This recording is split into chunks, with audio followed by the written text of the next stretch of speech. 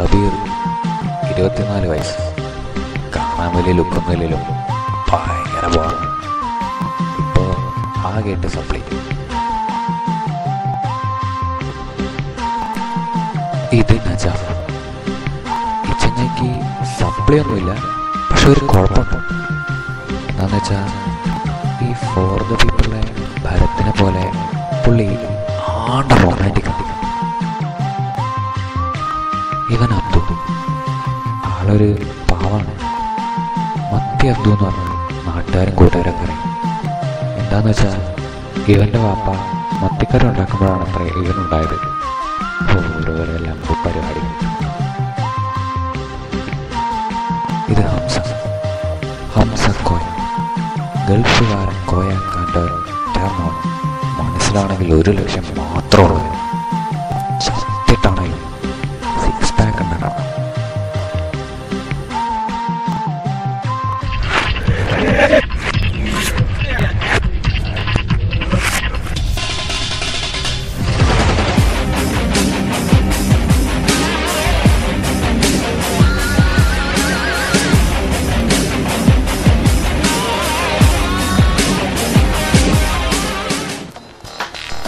First year മുതലേ ഈ 4 പേരും ഒറ്റ കെട്ടാണ്.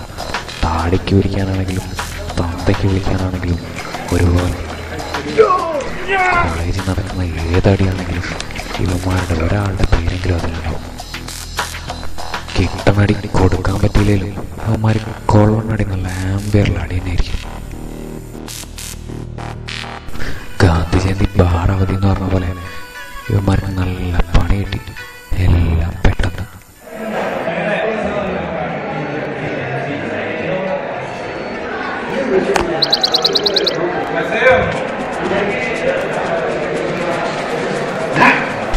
അബ്ദുൽ അത് തട്ടിക്കൊണ്ടിരിക്കുക.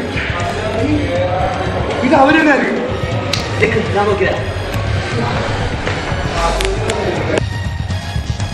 സംഭവം മനസ്സിലായോ? ഇവന്മാരുടെ ഫ്രണ്ടിലെ ആ നത്തമോറൻ അബ്ദു, അവൻ ഏതോ ടീം റാഞ്ചിന്.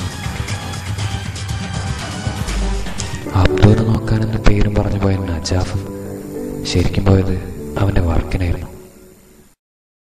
ഡ്യൂട്ടി കഴിഞ്ഞ് തിരിച്ചെത്തിയ നജാഫ് ഫ്രണ്ട്സിനോട് പറഞ്ഞതോ ഇങ്ങനെ. കേട്ട പാതി കേൾക്കാത്ത പാതി ഏതോ ടീമിനെ തല്ലാൻ വേണ്ടി 4 പേരും കൂടി ചാടി ഇറങ്ങി ഓടി.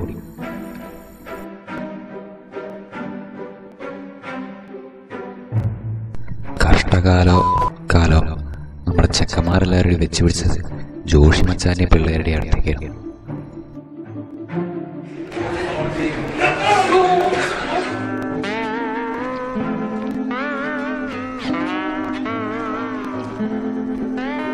പണി പാലും വെള്ളത്തിൽ കിട്ടിയെന്ന് മനസ്സിലായി നമ്മുടെ മച്ചാനും ടീമും. അടി എന്തിനാ എവിടെന്നാ വരുന്നതെന്ന് അറിയാതെ അട്ടത്തേക്ക് നോക്കി ചവിട്ട് വാങ്ങി കൂട്ടിക്കൊണ്ടേയിരുന്നു.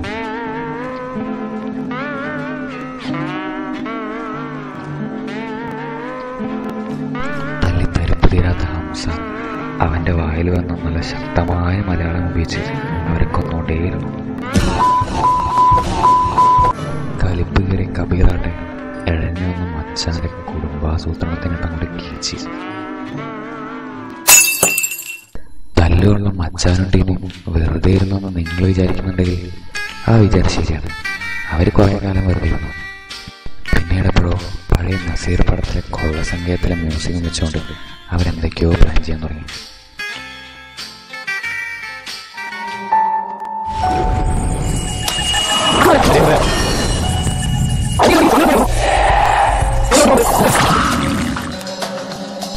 എന്താ കാണിച്ചതെന്നറിയാതെ തല പോയില്ല.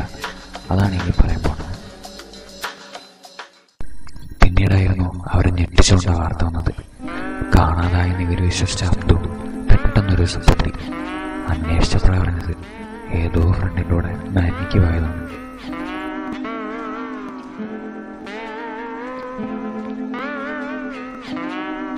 കളഞ്ഞുപോയ ഫ്രണ്ടിനെ തിരിച്ചു കിട്ടിയ സന്തോഷത്തിൽ അവർ അങ്ങോട്ടും ഇങ്ങോട്ടും അന്തമില്ലാതെ കെട്ടിപ്പിടിച്ചുകൊണ്ടിരുന്നു.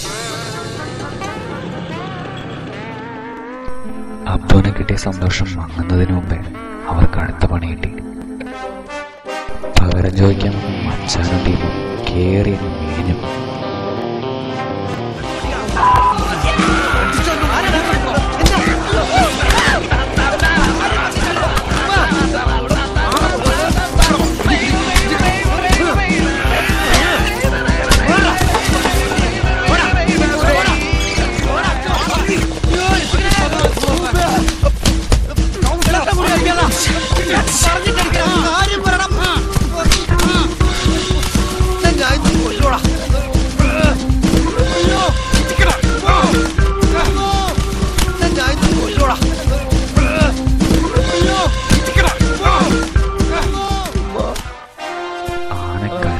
കയറിയ പോലെ മുടി മുതൽ ഇതുവരെ അവർ മേഞ്ഞുപോയി.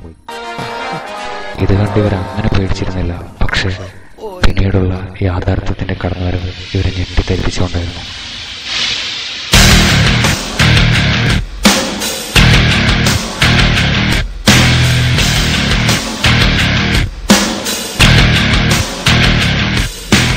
ഒന്നും മനസ്സിലായിട്ടുണ്ടാവില്ല അല്ലേ? മനസ്സിലാകരുത്.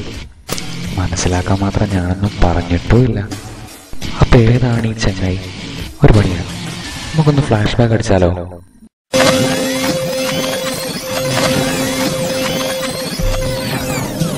സ്റ്റോപ്പ്.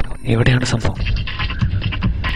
ഫസ്റ്റ് ഇയറിൽ പഠിക്കുമ്പോൾ ഇവന്മാരെല്ലാവരും കൂടെ ക്ലാസ്സിലെ റാങ്ക് പ്രതീക്ഷയായ ശ്രീ വെങ്കടേശ് അയ്യരെ ഒന്ന് പേടിപ്പിച്ചു. കയ്യിൽ നിന്ന് തെറിച്ചുപോയ നാഗൂർഖാനെയും അഷ്ഫാഖ് ഹുസൈനും വാരിയെടുത്തോണ്ട് അവൻ അവരെ ചൊല്ലി പറഞ്ഞു, കാണിച്ചു തരണം മക്കളെ. ആ സംഭവത്തിന് ശേഷം പിന്നീട് അവൻ അന്നാണ് കാണുന്നത്.